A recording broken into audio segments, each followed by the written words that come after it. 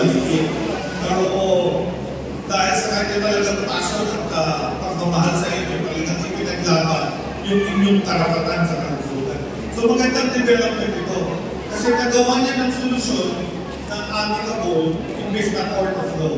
Ako tumigil ako na-appreciate. At hindi lang yun, nakagawa pa sila ng ordinansya na palagay ko yung ordinansya na yun, ano talaga to? Groundbreaking to. At sabi ko nga, kakausapin ko si Secretary John B. Rimulya ng DILG. Kasi isa sa problema namin is how to make local health systems run better under governors and mayors. So itong ordinansya na to, model ordinance po ito, na mapapalakas yung karapatan sa kalusugan ng bawat mamamayan ng isang local health system. So in full support of ito, sana nga baka ma-push pa natin ito sa Kongreso na maging na siya National Law o Republic Act para talagang buong Pilipinas na hindi mo na iigat na yung bawat LGU. So maraming salamat talaga dito sa development na ito. Ang isa pang sasabihin ko sa inyo, kung ang DOH ang nag-lilisensya sa private hospital, may requirement po kami sa bawat private hospital.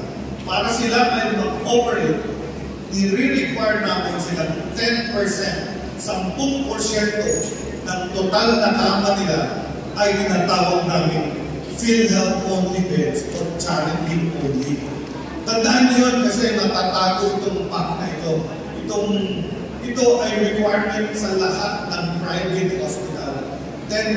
So pag kayo po napilitan pumasok sa private hospital at nakita nyo hindi nyo kaya yung gastusin, magsabi lang kayo agad na ilipat kayo sa charity beds. Kasi 10% kung 100 beds yan, dapat may 10 beds yan sa charity. Hindi na lang kayo malalagay sa single room, sa ward na kayo lalagay. Pero dapat yun para kayo nasa public hospital. PhilHealth lang ang tatanggapin ng private hospital. Yung PhilHealth reimbursement yun. So very important, alam mo yan.